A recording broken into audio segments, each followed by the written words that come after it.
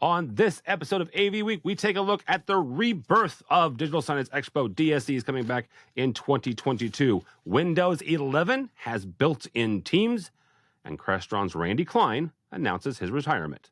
All that and more next on AV Week. The network for the AV industry. What are you listening to? This is AV. This is AVNation. This is AVNation. This is AV Week, episode 516, recorded Friday, July 9th, 2021. Crestron Succession. Support for AVNation is brought to you by Sure, sound extraordinary. and by Chief, the global leader in commercial AV mounting solutions, and by FSR. This is AV Week, your weekly wrap-up of audio-visual news and information. My name is Tim Albright. I am your host. With us to discuss the news and information we have gathered this week, and we have a couple of doozies. So, first and foremost, Gladys Marquin from Newcomb M. Boyd. Welcome, ma'am. Hey, how's it going, Tim? Thanks for having me. Absolutely, absolutely. A gentleman who is, if you're familiar with the St. Louis area, I'm on the Illinois side. This guy is just right across the river in technically St. Louis. Todd McCandless from Barco. Welcome, sir. Thank you so much for having me. It's great to be here. And a gentleman who is on the Map of the Stars tour that we'll be doing during InfoComm 2021, Mr. Bradford Ben, who is technically a resident of the Orlando area. So how are you, sir? I'm doing well. Survived Elsa, except for one piece of electronics, which shall remain nameless. All right. Well, I'm glad you survived and all the equipment and everything. So. First story comes to us, and quite frankly, this doesn't happen very often, but this landed on our desk at about 11 o'clock Central Time this morning. Crestron's Randy Klein has announced his retirement. Mr. Klein is currently the president and CEO. He took over those reins at 8 years ago when George Feldstein passed away. But Randy has been with the company for over 30 years. Current chairman and COO Dan Feldstein will be taking over the president and CEO position. Klein says, later this fall, I will be retiring from this wonderful company that has been my home and second family for more than 30 years. As president and CEO, I make a lot of decisions every day. This was one of the most difficult decisions I have ever made. Bradford, we're going to start with you. You've been around enough times when you've seen founders and presidents exit. This is not insignificant, and I don't say that Crestron is a sponsor of AVNation. I'm not saying that because of that, but Randy Klein has been in this industry and around this industry for over 30 years. He's been the head and part of the leadership of Crestron most of that time. So I would say that he has a significant, impact on this industry and obviously on Crestron. What does this mean? What does this do to the industry, and where do we head from here? So I think it's a little bit of a wake-up call. It sounds funny. I remember when Randy started. Yes, I'm that old. But it's now starting to be where this next generation is starting to phase out, or the generation I'm in is starting to phase out and go, it's time to go do something fun. And here comes the next generation and succession planning. Now, in this case, I think it's a rather easy succession because Dan, who's taking over, has been at Crestron and in the industry for 25 years. So it's not exactly someone new to the industry coming in. Whereas we've seen companies bring in someone from a totally different electronics company or from the retail side to come and do professional and seeing the problems. But I think this is a milestone, like you said, because it's 30 years, but also because it kind of starts to show there's going to be a changing of the guard that's going to happen over the next 10 years. I think this is just the first of many that's going to happen. I think it's well planned. I actually think the way he set it up is very good. My hunch is the retirement's going to take effect sometime in November, right around Thanksgiving, after there's a goodbye speech at InfoComm, which I think is a wise thing. The company's going to continue. It has a certain amount of its own momentum. Randy's definitely put a certain personality on it, but Dan's been there with them, and so I think there's going to be a lot of continuity, but I do think this starts to show people are aging out or retiring out or deciding to do something more fun.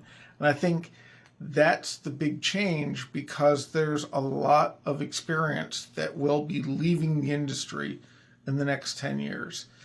And yes, the industry has changed. Digital versus analog, IP versus RS-232. We can talk about all those things, but that basic point loud side at people, put loud talker in front end of microphone, put video on in front of people, those things all still stay. And that experience and knowledge is still a key part of this. And I think that's kind of the big thing that this retirement kind of points out to me, is just we're starting to get there. All right. Gladys, when it comes to some of the things that Bradford was talking about there, when it comes to the industry is changing and we're evolving.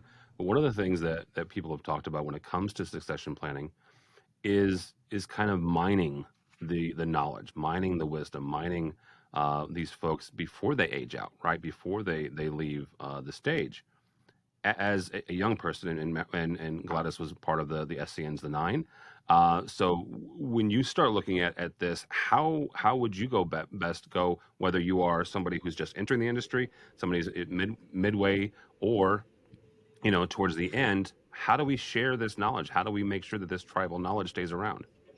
Right. I mean, it was a little surprising that Bradford just kind of admitted, wow, we're phasing out. Like, that's kind of, it was interesting the way he put it to me, right? But I do think that's a good point. We're starting to see kind of, for the longest time, the AV industry has kind of been a little on the older side. I mean, I hesitate to say that, but a little on the older side. I'll say it. Right, yeah. So, he's right. I mean, you're seeing newer faces and younger faces, which is great. And at the same time, I believe we need to be intentional about how we're training, or just kind of how we're mentoring the, I guess, next generation of AV professionals. I think that's a good point.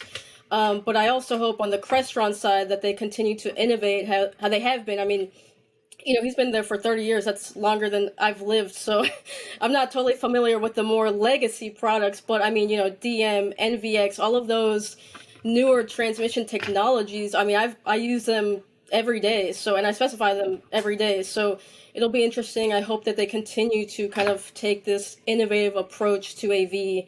And at the same time, I hope that they're able to kind of bring on younger faces. And like you said, just, let's mine that knowledge, and let's make sure that we're continuing that path. Todd, take this from a couple different spots. I've known Todd for a lot of years, so I know kind of where he comes from. Currently, he works for a manufacturer, but he's also been in integration. So, and you were a Crestron dealer here in St. Louis at one point. So, take a look at it from both sides, right? Obviously a fellow manufacturer now, but also years ago when you were an integrator. What does this mean to the industry? This kind of the ending of this chapter for Crestron, but also for AV. Tim, it's a great point. I've seen both sides of this. Certainly, when I owned a systems integration company, I was a Crestron dealer, terrific company, lots of support, and Randy always was, and George mainly, both a real driving force and the direction of that company. And then when George tragically passed away, Randy took the helm and did a great job of keeping that going forward. So it's a big change for Crestron. With my manufacturer hat on, I can tell you that sometimes those changes, they are daunting when you lose a key member that's been there for a long time. At Barco, we recently had some changes in North America leadership structure from the president on down, and I have to say that sometimes what you do lose in that sort of tribal understanding of having that legacy wisdom of 30 years that just instantly recalls those details that you need to go forward.